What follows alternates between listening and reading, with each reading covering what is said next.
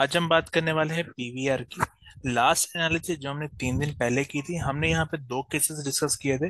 पहला था कि यहाँ पे एक वीक करेक्शन हमें मिलेगा, तो उस केस में हम बाय नहीं करेंगे क्योंकि प्राइस एक और बार इस पॉइंट के नीचे आएगी। और दूसरा केस था कि ये हमें स्ट्रॉन्ग करेक्शन मिलेगी। स्ट्रॉन्ग क्या होता है कि यहाँ पे प्राइस इस पॉइंट तक आ जाएगा और फिर जो पुल बैक आएगा उसमें हम बाय करेंगे। अगर आप यहाँ पे देखेंगे पीवीआर को, तो हम इस पॉइंट पे थे। यहाँ पे यहाँ से यहाँ तक एक स्ट्रॉन्ग करेक्शन हमें मिली क्योंकि ये डायरेक्टली इस पॉइंट तक आ गया। यही हमने केस डिस्कस किया था, जो दूसरा केस था। और उसके बाद हमने बोला था कि ये जो पुल बैक आएगा, जो ए बी सी करेक्शन आई इसके बाद, उसमें हम बाई करेंगे। और इसके बाद देख सकते हैं यहाँ पे एक स्ट्रॉन्ग गैप अप हुआ था और उसके बाद एक रिट्रेसमेंट वापस आ गई। ये रिट्रेसमेंट क्यों आई उसकी भी बात करते हैं, क्योंकि हमने यहाँ पे डिस्कस किया था कि फाइनली प्राइस इस पॉइंट के नीचे आएगी। बोथ केसेस में या तो स्ट्रांग होगी या वीक करेक्शन देके नीचे ही आएगी, क्योंकि यहाँ पे समझ लीजिए ये एक वेव है। इसको मैं रिमूव कर देता हूँ। यहाँ से एक वेव मिली हमें, उसके बाद इसका करेक्शन मिला हमें। ये करेक्शन स्ट्रांग है, पर हमें फिर से इस पॉइंट के नीचे इसकी सी वेव मिली। तो ये हमारी ए वेव है, ये हमारी बी वेव है, और ये हमारी सी वेव है। आई होप ये पॉइंट क्लियर है। अगर ये हम इसे इसमें क्या एक्सपेक्ट करें कि ये एक एक्सपैंडिंग फ्लैट करेक्शन है, क्योंकि दोनों साइड से प्राइस नीचे आ चुकी है। और ये हमारा इम्पल्स और ये हमारा करेक्टिव पैटर्न है। अब हम इसमें एक्सपेक्ट क्या करें, जैसे ही ये सी ओवर हो जाएगा, हम यहाँ पे एक शार्प मूव एक्सपेक्ट कर रहे हैं जो इस पॉइंट के ऊपर एटलीस्ट जाएगी। इसके से पहले सी जो है, ये सी ओवर हुआ है नहीं, तो उसके ऊपर बात कर लेते हैं। तो अभी हम सी के इंटरनल्स में पहले हम 30 मिनट पे देखते हैं। तो ये हमारा स्ट्रक्चर है। हम इसको इम्पल्स मान रहे हैं, इसको हम एबीसी करेक्शन मान रहे हैं, और फिर से हम एक एक्सपेक्ट करेंगे अप मूव आएगा। अब वो यहाँ कहाँ से आएगा उसकी बात कर लेते हैं। तो 15 मिनट्स में हम आ जाते हैं। 15 मिनट्स में हम आए, यहाँ पे हम मैकडी एक बार कंपेयर कर लेते हैं। तो जो हमारा ये मूव है, ये हमारा मूव है सी का इंटरनल पहले वेव, सी की पहली वेव है। उसके बाद आपको यहाँ पे करेक्शन मिला और फिर से एक वेव मिली है। इन दो वेव्स के बीच में यहाँ पे कोई डाइवर्जेंस नहीं है। इसका ये मतलब है कि ये हमारी फर्स्ट वेव, सेकेंड वेव और ये थर्ड वेव हो सकती है। और यहाँ पे हमें फिर से एक फोर्थ वेव मिलके एक और बार फिफ्थ वेव बना सकती है। तो ये हमारी पॉसिबिलिटीज है। मैं एक बार इसको रिमूव करके फिर से आपको बता देता हूँ। तो क्योंकि यहाँ कोई डाइवर्जेंस नहीं है, अगर हम यहाँ पे एक ट्रेंड लाइन ड्रॉ करते हैं, तो वो ट्रेंड लाइन ये ऐसी रहेगी अभी। तो इसके इंटरनल्स अगर होंगे तो यहाँ पे ये पहली वेव है। इसके बाद आपको यहाँ पे ये करेक्शन मिला है, तो ये सेकंड हो गया। इसके बाद आपका ये थर्ड वेव चल रही है। अब यहाँ पे अगर ये 1 2 3 है, तो इसका मतलब यहाँ पे 4 बनेगा और फिर 5 बनेगा। तो ये एक पॉसिबिलिटी है ये। अब दूसरी पॉसिबिलिटी क्या होती है जो हमने अक्सर देखी है, कि ये हम 1 2 3 की जगह इसको हम लेबल करेंगे W, X और Y। और W X Y क्योंकि एक कंप्लीट स्ट्रक्चर है, अगर यहाँ पे हमें एक स्ट्रॉन्ग इम्पल्स मिलता है, तो हम ये इंस्टेड ऑफ 1 2 3 4 5, ये W X Y हो जाएगा और फिर ये फिर से एक अप मूव आ जाएगा।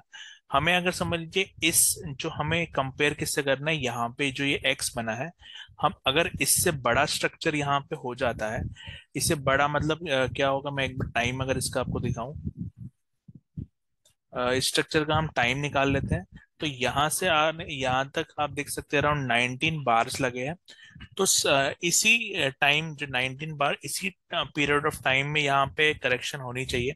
अगर इससे ज्यादा और इससे स्ट्रॉन्ग आपको मिल गया, तो इसका ये मतलब हो जाएगा ये 1 2 3 नहीं, W X Y है। उसके बाद हम क्या एक्सपेक्ट करेंगे, उसके बाद हम दो चीजें एक्सपेक्ट करेंगे। या तो हमें यहाँ पे करेक्टर स्ट्रक्चर मिलेगा, या हमें इम्पल्स मिलेगा। अगर हमें ये इम्पल्स मिलता है, तो ये वाली जो हमारी एनालिसिस थी कि ये ए है, ये बी है, ये सी है, ये वैलिडेट हो जाएगी, क्योंकि ये एक्सपेंडिंग फ्लैट, तो यहाँ पे इम्पल्स मिलना चाहिए। अगर यहाँ पे हमें करेक्ट स्ट्रक्चर मिलता है, तो इसका मतलब होगा कि ये एबीसी वाली हमारी अंडरस्टैंडिंग गलत है, और यहाँ पे हमारा कहीं पे पैटर्न कंप्लीट हो गया है, और अब ये एक फ्रेश डाउन मूव लगा रहा है। और उस केस में ये हमारा फर्स्ट बन जाएगा। ये जो अभी तक हुआ है, अगर यहाँ पे समझ लीजिए एक बड़ा करेक्टिव स्ट्रक्चर बनता है, उस केस में क्या होगा कि हमारा ये एक पहला इम्पल्स बन जाएगा। ये हमारा करेक्टर स्ट्रक्चर बन जाएगा सेकंड, वन और ए कह सकते हैं इसको, टू और बी इसको बना देंगे अगर यहाँ करेक्शन स्ट्रक्चर मिलता है। और उस केस में यहाँ पे फिर से एक फॉल आएगा। मैं आपको फिर से सारी पॉइंट्स रिपीट कर देता हूँ। हमारी अभी की अंडरस्टैंडिंग क्या थी कि ये ए है, ये जो यहाँ पे मिला स्ट्रक्चर हमें, ये बी है और ये सी है। अब ये सी ओवर नहीं हुआ क्योंकि मैकडी में यहाँ पे शार्प मोमेंटम है। तो यहाँ पे या तो हमें यहाँ पे small fall, small character structure मिलेगा और फिर से एक बार फॉल होगा और फिर हमें ये इम्पल्स मिल सकता है। बट अगर समझ लीजिए कि ये जो हमारी ये अंडरस्टैंडिंग है, ये एबीसी है, ये गलत है, उस केस में हमारा क्या होगा? उस केस में यहाँ पे इंस्टेड ऑफ इम्पल्स जो इस पॉइंट के ऊपर जाएगा, हमें यहाँ पे करेक्शन मिलेगी। करेक्शन क्या होती है कि आपको एक मेसी स्ट्रक्चर मिलेगा बड़ा सा, और उस केस में क्या होगा? उस केस में आपका ये एक इम्पल्स बन जाएगा, ये आपका करेक्टर स्ट्रक्चर बन जाएगा, और ये आपका दूसरा एक इम्पल्स डाउन साइड के लिए बन जाएगा। तो हम इसीलिए हमेशा कहते हैं कि जब भी ब्रेकआउट आता है तो हमें वेट करना चाहिए करेक्टर स्ट्रक्चर बनने का। तो उस केस में हमारी अंडरस्टैंडिंग हो जाएगी ये इम्पल्स करेक्शन, और फिर हम एक्सपेक्ट करेंगे ये इम्पल्स है। अगर समझ लीजिए यहाँ पे इम्पल्स मिलता है आपको और फिर से ये पॉइंट ब्रेक हो जाता है, फिर से ये ब्रीच हो जाता है, तो इसका भी ये मतलब हो जाएगा कि ये इम्पल्स नहीं करेक्शन ही है, क्योंकि 100% रिट्रेसमेंट नहीं होता इम्पल्स में। तो आई होप ये सारी पॉइंट, अगर आपको रिस्क उठाना ही है तो मैं आपको एक चीज सजेस्ट करूंगा कि इसका स्टॉप लॉस और इसके नीचे आप बाई कर सकते हैं, और विद ये स्टॉप लॉस, क्योंकि ये 1363 का जो लेवल है ये कभी भी ब्रेक नहीं होना चाहिए, क्योंकि इसी को इम्पल्स लेके आप ये अपसाइड एंटिसिपेट कर रहे हैं।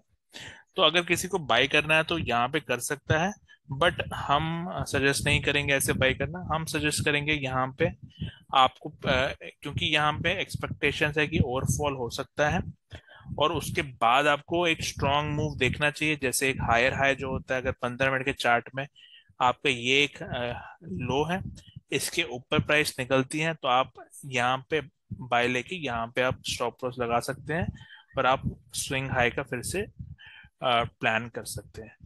अब ये पॉइंट क्लियर है? कोई डाउट है इसमें तो आप उसे कमेंट डाल सकते हैं। अगर आपको ये सारी वेव एनालिसिस समझ नहीं आ रही तो आप हमारा वेव एनालिसिस का सीरीज देखिए, जिसमें हमने ये एक्सप्लेन किया है सारा कि करेक्टर स्ट्रक्चर क्या होता है, इम्पल्स क्या होता है, रूल्स क्या है इम्पल्स के। तो आपको ये सारी बातें और क्लियर हो जाएगी। अगर आपको डाउट है तो कमेंट डाल सकते हैं। Thank you, nice.